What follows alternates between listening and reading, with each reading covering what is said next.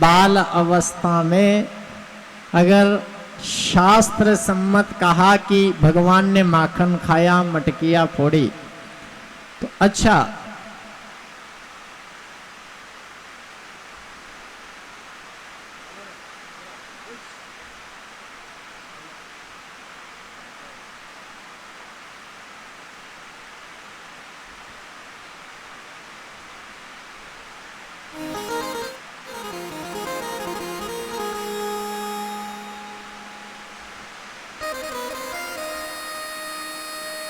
कहते हैं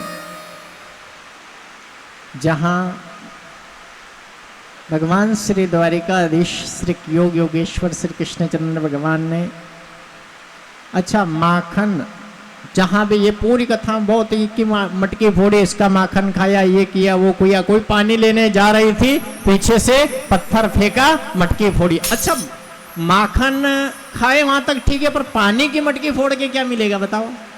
वो शास्त्र वर्णन कर रहा है, गुरु कह रहे हैं, हे परीक्षित, भगवान ने चोर मंडली बनाई, कन्हैया, बलदाऊ, मनसुका, दंसुका, मधुमंगल, अपनी एक चोर मंडली बनाई और पूरी चोर मंडली का सरदार कृष्ण कन्हैया।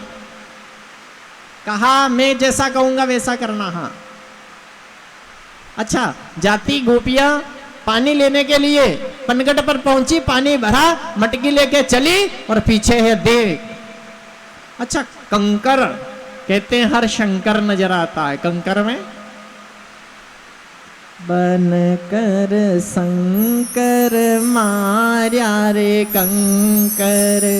अच्छा कंकर में कौन बसा है?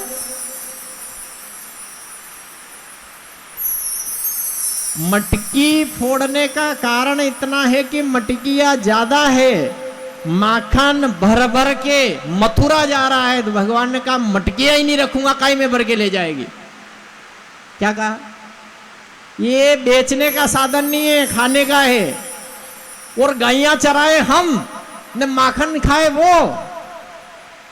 अच्छा अपने यहां भी ज्यादा क्या करते लोग, पैसे के लिए गैया मैया ने पैसे रख रखी है, खाई के लिए।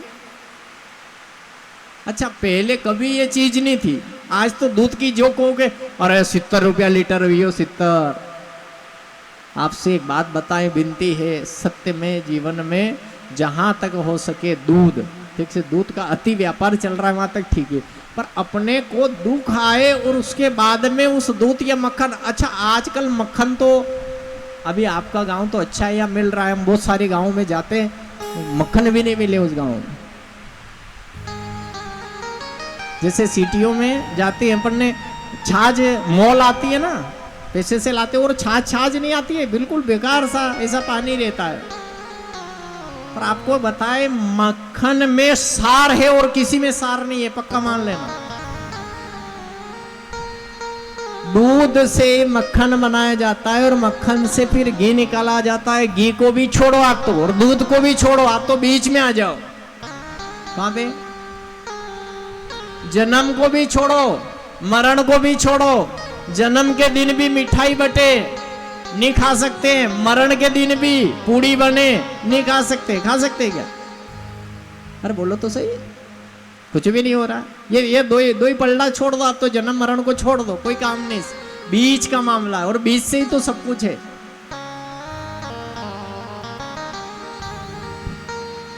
अगर जीवन के बीच में कर्म नहीं किया जाएगा तो फल क्या मिलेगा? मिलेगा क्या फल? आप बताओ। पूरे साल में भले ही कितना ही समय ये बीच में पितर देवता का समय आया, आप सब ने मिलकर इस पितर देव के 16 दिन का आह्वान किया, ये समझ लेना ये जिंदगी का सार है, और कोई सार नहीं है। अच्छा आज तक भले इतने साल हो गए आपको करते करते, क्या मिला, क्या पाया, क्या खोया? कुछ भी नहीं पाया। और जन्म से लगा के यहाँ तक आ गई ने, और बहुत सारों की तो तस्वीरें लग गई, आप देख लो अपने सामने। न थोड़े दिनों रहेंगे, अपन ये नहीं कहें, भगवान ना करे ऐसा भी, पर धीरे धीरे सबकी लगने वाली है, अपने सबकी, आपकी नहीं, अपने सबकी लगने वाली है। और इससे पहले भगवान अच्छा मौका दे तो चूकना मत, नहीं तो 90 बीघे, 100 बीघे, 5 बीघे सब यही रहेगी अपनी। पर जो पुण्य आपने किया ऐसा मत समझना कि खाली पितर शास्त्र में लिखा है। आप विष्णु पुराण को पढ़ लेना और वायु पुराण में पितृ देवताओं की जो कथा लिखी है ये चल रहा है, फिर लाइव जाएगी कथा। भले देश का संसार का कोई व्यक्ति एक शब्द भी गलत आता है अपन समस्या में आ जाते हैं, आते हैं ना। भगवान एक भी शब्द गलत यहाँ से जाने के बाद में कोई शब्द बोले वो बात एक अलग है, पर यहाँ से कभी कोई शब्द गलत नहीं होगा। तो कहते हैं उसमें आप देखोगे तो कहा है कि पितर देवताओं को आप जो पुण्य दे रहे हो, आपका पुण्य पितर देवता को दे दिया। माना कि 2 माला आपने करी और आपने 2 देख के कहा कि भगवान इस माला का जो पुण्य मिले मेरे पितर को मिलना चाहिए। सत्य कह रहे हैं, उससे पितर की उन्नति होगी, वो जहां कहीं भी होगा। अगर उसका जन्म भी हो गया होगा तो भी उसकी उन्नति हो जाएगी। अच्छा कभी आप देखना, हुक्म बहुत ध्यान से सुन लेना, आप देखना कि आदमी यार मैंने इतनी मेहनत तो करी नहीं पर मेरे को कहां से पैसे, कहां से मेरी उन्नति हो गई, मैंने तो मेहनत नहीं करी थी इतनी। और कोई कह रहा है मैंने बहुत मेहनत करी, साली मेहनत करी पर फल तो मिला ही नहीं। तो सोच लेना कि मामला वो गड़बड़ है कर्म का। और किसी ने आपके लिए पुण्य दान कर दिया, आपकी एकदम से उन्नति हो जाएगी। लोग कहते नहीं अरे ये पढ़ने में बिल्कुल डर ढक्कन था, कहीं नहीं था, मेरे सामने देखा मैंने, अब इतना ऐसा आदमी बन गया है। ये बनना नहीं है, ये पुण्य छोड़ा गया है। पुण्य से ही तो आदमी बढ़ रहा है, नहीं तो बाकी मेहनत कौन नहीं कर रहा है बताओ आप। मेहनत सब कर रहे हैं, कौन मेहनत नहीं करता है। अपने घर को चलाने के लिए सब मेहनत कर रहे हैं, पर आगे क्यों नहीं बढ़ा। आपसे हम ये कह रहे हैं कि आप जो भी दो दान दे दो।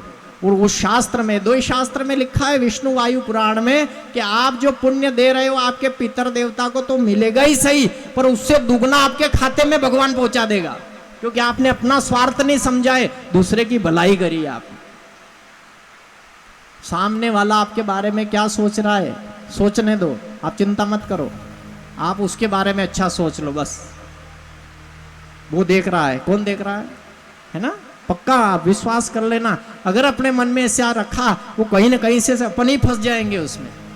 मकड़ी का जाला मकड़ी खुद बनाती है, उसी में खुद फंस जाती है, फंसती है कि नहीं। ये पानी क्या करेगा भैया, आज माताएं प्रार्थना करो नहीं पानी वानी बंद हो थोड़ा। ये कारू खेड़ी अड़ी तेरू पानी हो।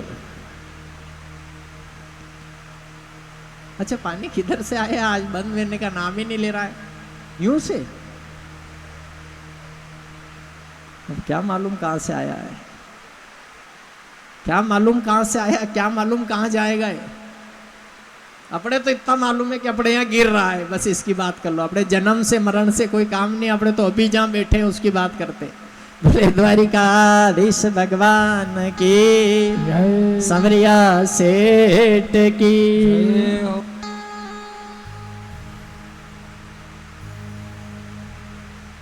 कन्हैया ने चोर मंडली ले जाके एक दिन एक बहानामती नाम की एक गोपी थी, उसके वहां पे जाकर विचार किया कि आज हो ना हो इस गोपी के यहाँ चले, ये इसके यहाँ से दही बहुत बिकता है, आज जितना भी हो सके मटकियां ज्यादा रखे नहीं, माखन हो सब खा जाए।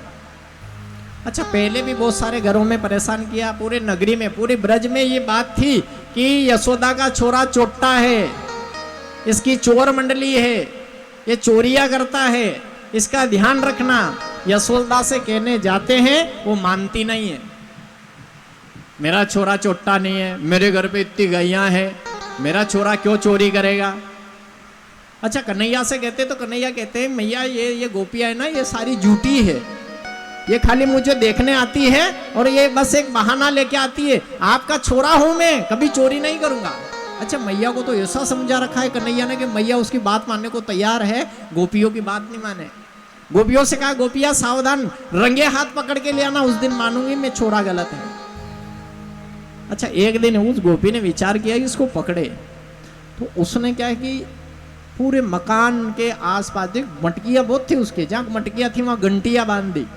उसने कहा ये चोर मंडली रात को 2 बजे भी आ सकती है, 1 बजे भी, मेरी आंख लग गई तो, मुझे नींद आ गई तो पता नहीं लगेगा। तो एक काम करते दरवाजे के वहां घंटी बांध देते, दरवाजा खुलेगा घंटी बजेगी मैं उठ जाऊंगी, वो चोर ये पूरे चोर को पूरे जो संगठन आएगा इसको पकड़ लेंगे। अच्छा, भगवान जिसने भाव रखा तो भगवान ने सोच लिया आज इसी के घर चले, तो उसने भी अपनी तैयारी करके कंप्लीट कर रखा है। दरवाजा देखे घंटियां बांध रखी। भगवान ने बाहर से ही कहा सबसे कि देखो मेरे से बिना पूछे कोई किसी को चीज को छूना मत। ठीक है कन्हैया नहीं छुएंगे। अच्छा, कन्हैया ने कहा सब हाथ जोड़ो। तो हाथ जोड़ के क्या करना? उनने कहा हाथ जोड़कर आप सब प्रार्थना करो। किससे? बस आंखें बंद कर लो। अच्छा, कन्हैया ने प्रार्थना करी कि घंटी तू मेरी है। अच्छा, घंटी किसकी है? मंदिर में घंटी है, आप सबके घर पे भी घंटी है। गरुड़ जी वो आप भगवान की पूजाएं करती है ना माताएं, बहुत सभी भगवान अपने वहां रखे हैं। और विशेष रूप से सालग्राम जी उसके साथ में घंटी, छोटी छोटी घंटियां जरूर रखी होगी आप, है ना। तो ये घंटी किसका स्वरूप है? भगवान कह रहे हैं कि मैं हूं तो घंटी है। अच्छा, मंदिरों में घंटी लगती है ना, क्यों बांध रखी है वो?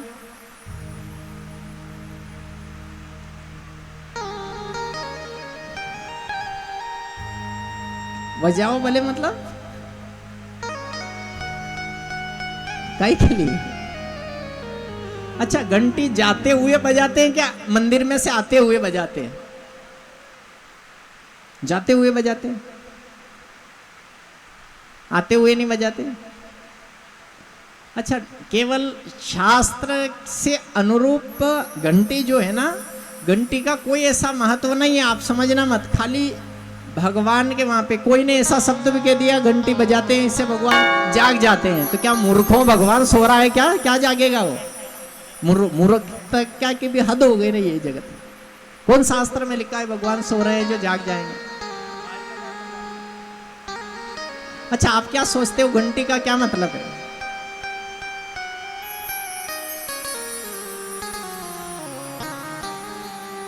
अच्छा ठीक है, देखो जहां भी मंदिर है, सब मंदिर में घंटी बंदी है, लगी है। भगवान ने अपने लिए, कोई ऐसा नहीं है किसी ने अपने भाव से उसको बांध दिया, दुनिया को ज्ञान कराने के लिए कि आप जब किसी भी द्वार पे जाओ तो बिना उसके सचेत के अंदर मत जाना। ये भगवान की बात नहीं कही है, दुनिया के लिए कही गई है। आप किसी के घर में जा रहे हो, उससे पहले किसी घर में बिना उसे बताए अंदर प्रवेश मत करना, निषेध है, पाप लग जाएगा आपको। इसीलिए बड़े लोग पहले क्या करते थे, है ना, ये आवाज भी दे देते थे। अच्छा, सिटियों में जाओ, वो लगा दिए क्या बाहर, हो क्या बोलते हैं उसको? अच्छा, वो तो ऐसे ऐसे शब्द बोलते हैं, अपने को तो आते ही नहीं कि बाहर बेल लगी थी बजाई क्यों नहीं। अच्छा, बेल क्या होता है? अंग्रेजी शब्द है बेल, मीन्स घंटी। तो अपने गांव को वे तो के बेल नजरे क्या ही रो, मैं के गांव में कोने बेल यहाँ कहीं करे भाई, घंटी अंटी का काम नहीं है, यूं बटन दबाओ बच जाएगी अंदर। अच्छा, आपकी गांव में भी लगा रखी है किसी की? आपने तो बढ़िया सिस्टम रख लो, डायरेक्ट आवाज दो, अपनी तो आवाज ही बुलंद है ना आपकी तो।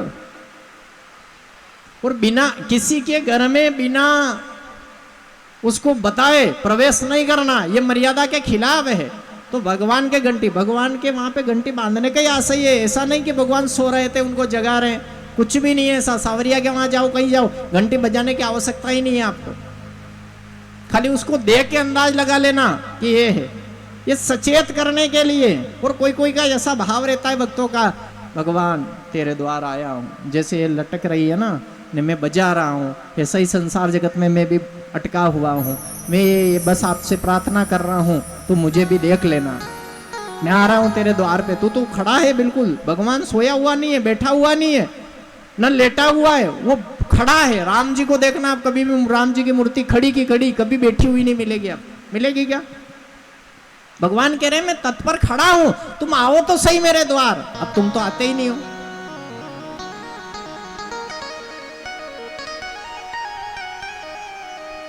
मंदिर में रहते हो भगवान, कभी बाहर भी आया जाया करो, मैं रोज तेरे दर आता हूं, कभी तुम भी मेरे घर आया करो।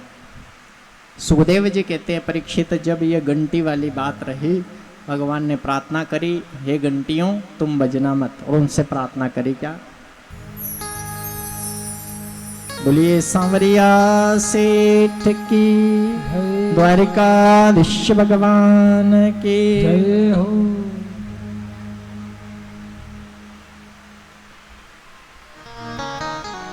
मारे प्रभु चरणन की लगन लागी। आप पहले से हाथ जोड़ के ऐसी प्रार्थना कर लेना कि जहां जा रहे हो, भले अंदर जा रहे हो, जहां भी जा रहे हो, आपकी नैया पार हो जाए। अच्छा, पानी तो उधर से भी बहुत ज्यादा आ गया क्या? उधर माताओं के उधर थोड़ा सा उधर देख लेना आप लोग, एक दो उठ के, पानी सीधा इधर ना आ जाए, उधर थोड़ा सा निकल जाए कहीं। मारे प्रभु चरणन की लगन लागे, मारे प्रभु चरणन की लगन लागे, मारे हरि चरणन की लगन लागे रे, मारे हरि चरणन की लगन लागे, मारे प्रभु चरणन की लगन लागे, मारे प्रभु चरणन की लगन लागे।